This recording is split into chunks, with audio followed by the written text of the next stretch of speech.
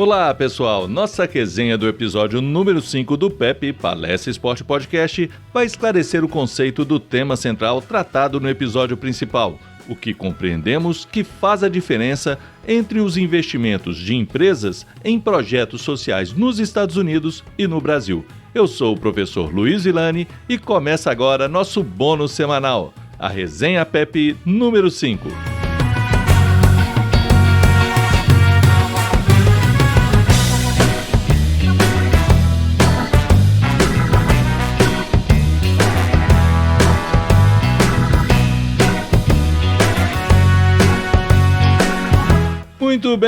Muito bem, falamos muito em responsabilidade social no episódio número 5, ao destacar o trabalho da Disabled Sports USA, uma das maiores organizações internacionais dedicada à promoção do esporte para as pessoas com deficiência. Hoje, a Disabled Sports se fundiu com a Adaptive Sports USA, estabelecendo-se uma nova e mais forte organização, a Move United. Ao comparar o modelo de gestão da agora Move United, que movimenta anualmente mais de 5 milhões de dólares, destacou-se que a organização não depende de recursos governamentais, captando recursos diretamente com as empresas, sem a dependência de incentivos fiscais, como ocorre com as organizações brasileiras, visto que, no modelo de leis de incentivo ao esporte que possuímos no Brasil e que hoje representam os principais recursos de grande parte das organizações esportivas nacionais, os recursos das empresas que apoiam essas organizações são, na realidade, renúncia fiscal, ou seja, são recursos públicos, pois seriam destinados ao governo. Comentamos que essa diferença da forma de captação de recursos implica também em estratégias bem diferentes de estruturação da chamada responsabilidade social. O conceito de responsabilidade social evoluiu consideravelmente nas últimas décadas. Até meados da década de 70, considerava-se como responsabilidade das empresas gerar lucros, ou seja, pensava-se exclusivamente em sua razão de existir, sua finalidade. Talvez como efeito social, a consequente geração de empregos já seria mais do que suficiente para mostrar a importância das empresas para a sociedade.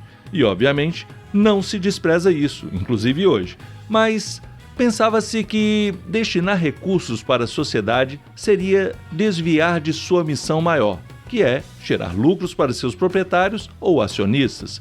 Nesse caso, alguns donos de empresas, a partir de seus recursos pessoais e não das próprias empresas, muitas vezes destinavam seus recursos próprios como forma de dar um retorno à sociedade, compartilhando parte de suas riquezas.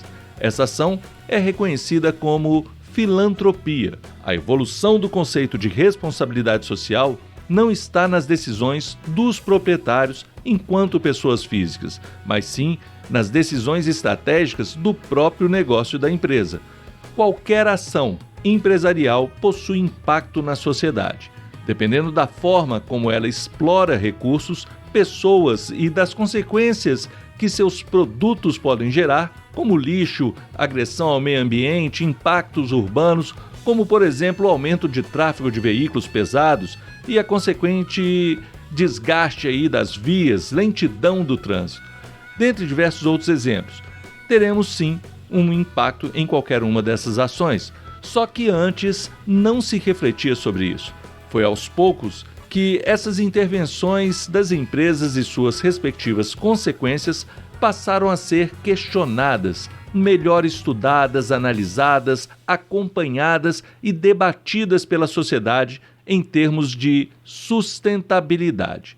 Hoje, chega-se a um veredito de que elas causam, obviamente, impactos sociais e também políticos, ou seja, há que se pensar e cobrar a responsabilização das empresas pelas ações dela. Em termos legais, já existem mecanismos relacionados à compensação previstos para determinados ramos empresariais, mas cabe também uma análise em relação à visão da sociedade e se essa está disposta a consumir determinados produtos de empresas que não geram retornos, que não cuidam do nosso futuro.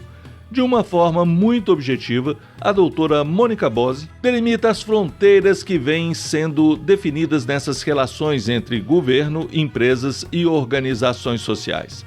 A atuação no ambiente de negócios orientada para que atinja ou exceda as expectativas éticas, legais e comerciais do ambiente social no qual a empresa se insere é o que denomina-se responsabilidade social, conforme esse parâmetro. Já o investimento social privado diz respeito ao repasse voluntário de recursos privados de forma planejada, monitorada, sistemática para projetos sociais de interesse público.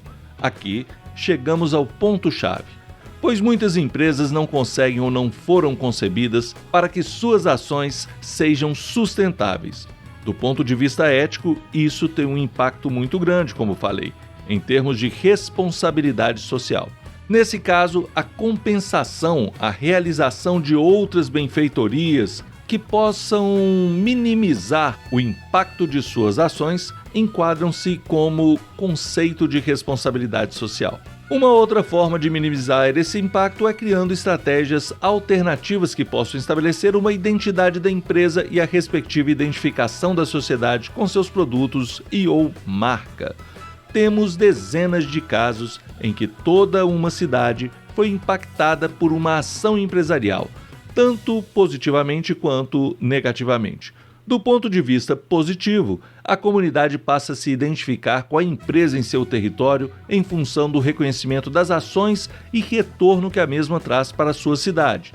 Mas, para não entrarmos em cases aí nos casos de sucesso, vou generalizar e trazer um exemplo das minhas aulas de marketing esportivo.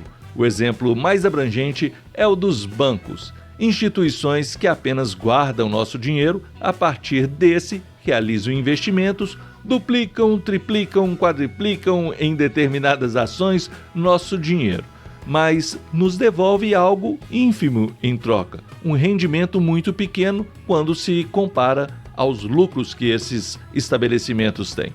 Em tese, os bancos são grandes exploradores, mas sem eles seria ainda mais difícil gerirmos nossos recursos, não somente em termos de segurança, mas também de conhecimento técnico para administrar os investimentos.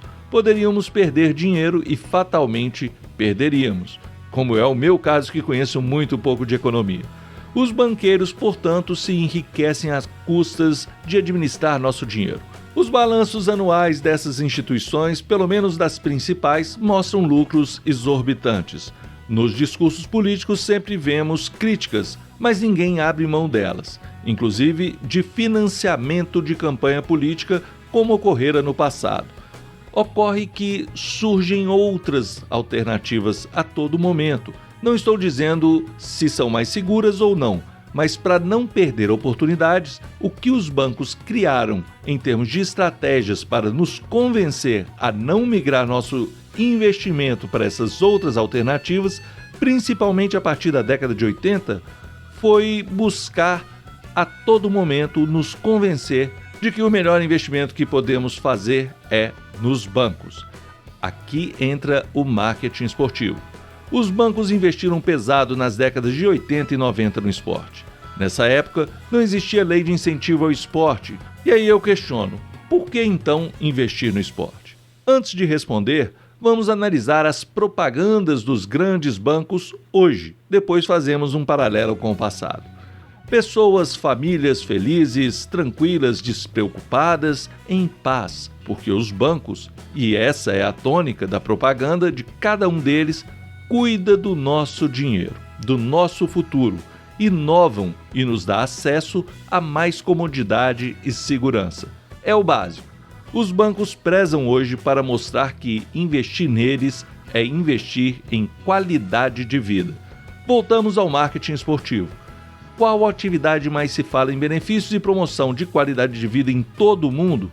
Sim, vincular a imagem de um banco ao esporte é vincular sua imagem à promoção de qualidade de vida. E ainda vamos mais, muitos bancos usaram o esporte para rejuvenescer sua marca, muitas vezes associada com pessoas mais velhas em determinado momento, quando precisavam expandir os seus investimentos, a sua clientela, para o público jovem antes desconsiderado por essas instituições.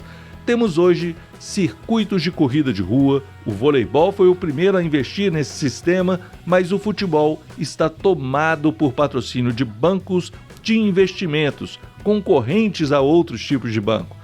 Novas alternativas. A competição por mostrar em quem você deve confiar mais para promover sua qualidade de vida. Qual instituição dessa quer de fato ver você saudável no futuro, aliás, por toda a sua vida?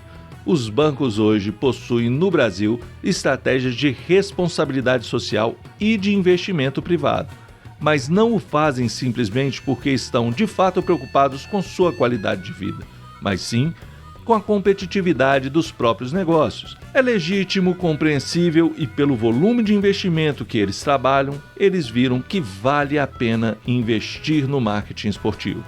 Então, por que precisamos de destinar recursos que seriam do governo, recursos públicos, para que os mesmos sejam aplicados e promovam a imagem de uma empresa? Elas poderiam perfeitamente fazer esse investimento de forma estratégica.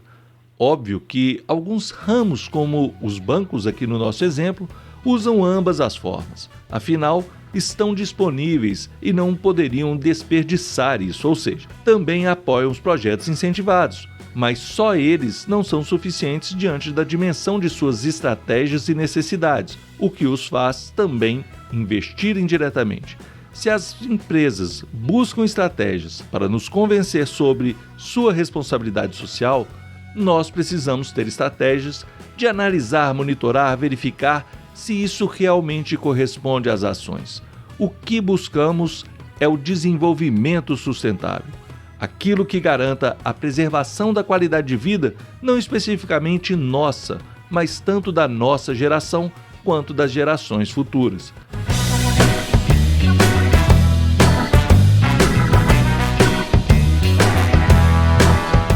Buscamos, então, nos desenvolver para melhorar, para transformar, para buscar uma vida melhor, mas no fundo, para buscar um mundo melhor.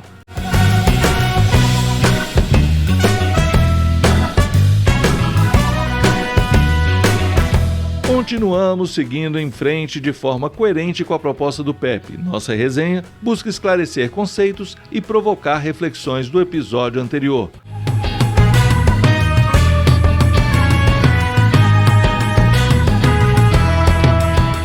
Faça isso também. Pense nas relações das empresas com a sociedade. Bora lá somar forças nesse processo. Bora lá nos qualificar. Bora lá compreender melhor as relações de responsabilidade social.